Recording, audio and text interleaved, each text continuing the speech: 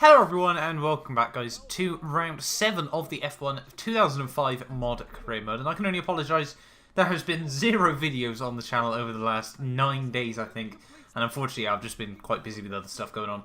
So unfortunately, you know, I've taken almost a little bit of an accidental break, if you will, but I'm back today with the F1 2005 mod career mode. You know, I can't thank you guys enough for the support recently. I think the Monaco episode is nearly 1,000 views, and that was a really good race. It was nice to see, you know, the support was there, obviously, from you guys, as well as, you know, we hit 3,700 subscribers on Saturday, I think it was, as well.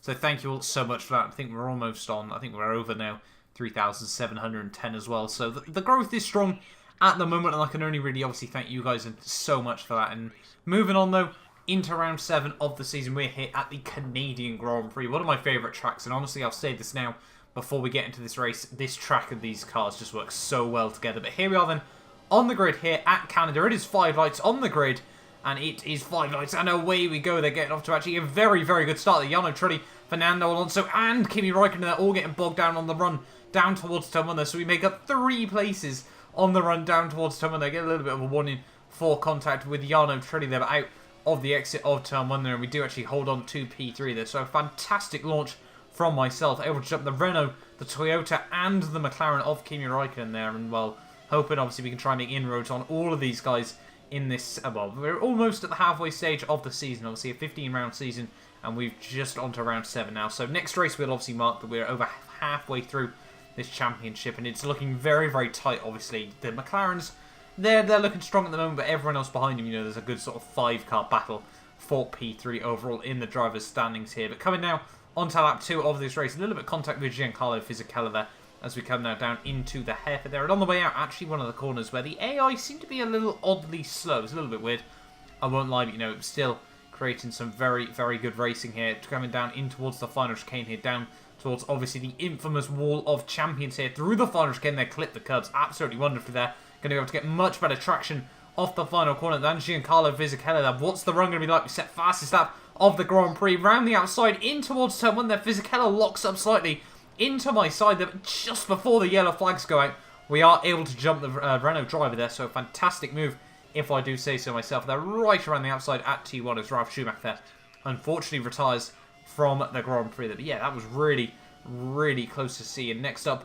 on the old hit list is Joan Pablo Montoya here, and quite surprising really. You know, we're in a fight for the race lead here, and you know, we've had 2 race victories so far this season. Obviously Malaysia, where we really played the strategy to our advantage, and then Monaco, where obviously we got really quite lucky, obviously, with Kimi Räikkönen's late race retirement there. But this, you know, the pace around Canada was looking very strong here, and on the end of lap 6 though, we are going to dive down into the pit lane here, because unfortunately, well, Montoya, he was pretty much matching me at this stage of the race, so we're going to try and go for a little bit of an interesting strategy. We're going to pit a little bit early.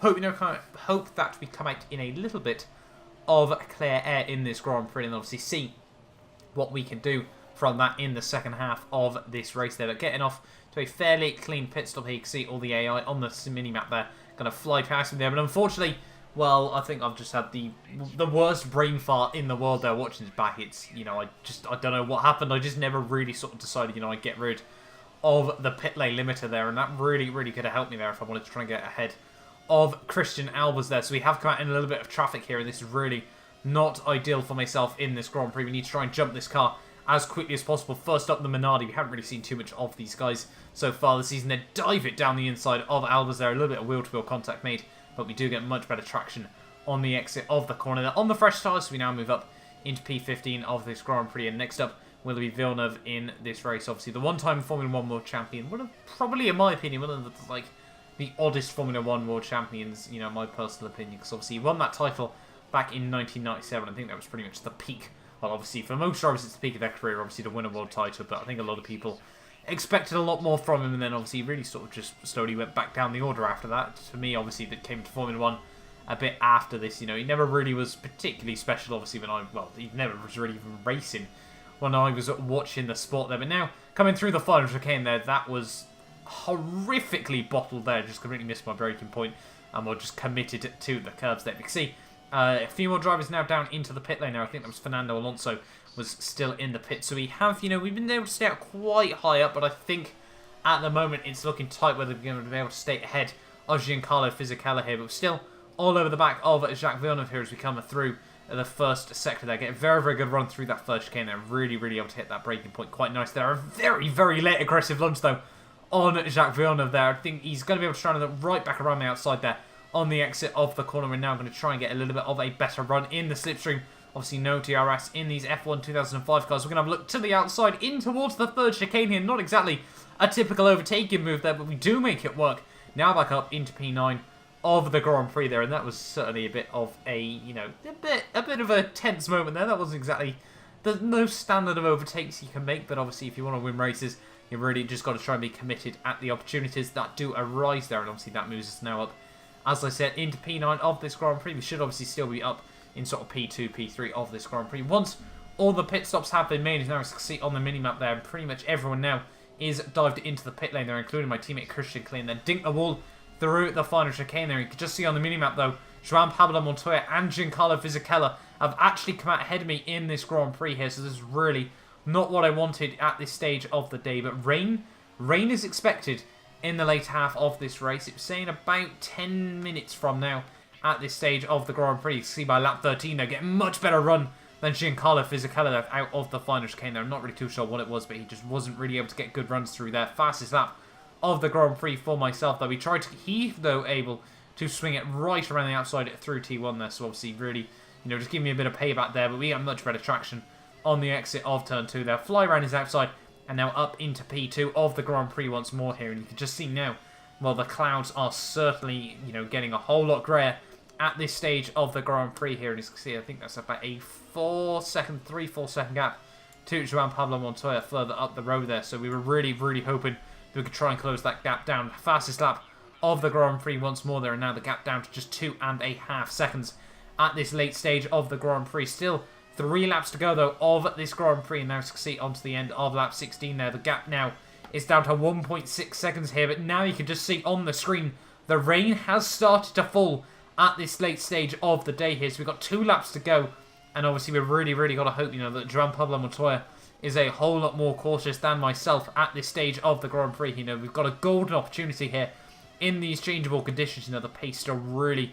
really felt strong there, taking another half a second of him out of the first sector there. And now onto the final lap of the Grand Prix. We are all over the back of Joan Pablo Montoya here. Certainly not got the confidence in these, you know, sort of slick, semi-wet conditions here. It's almost like the reverse of the 2011 Grand Prix, obviously, where it's getting wetter and wetter at this stage of the Grand Prix. But all over the back of Joan Pablo Montoya here as we come through the first chicane here. Not going to be able to open up an opportunity for myself here, and this is really, really going to have to try and focus on, you know, committing to one corner there, make a little bit of a mistake there, get a little bit caught up behind the gearbox of Joan there. But unfortunately for me, we did lose that a little bit of ground there, but we're still, you know, within pouncing distance if an opportunity does arise. They're gaining a little bit down the next straight, braking a tiny bit later. They're attacking the curbs just a little bit more than the McLaren driver, but we've got 1 sector to go of this Grand Prix. Are we going to be able to make the move stick there? He brakes very, very early, down in towards the hairpin, down the inside we go there. Are we going to be able to make it stick? It's going to be a battle on the traction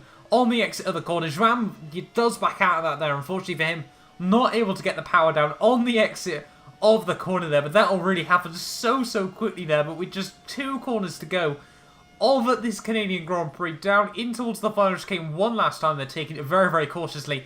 We are going to come through to win the Canadian Grand Prix, and what an unexpected result that really was. You worked hard for that one. Congratulations.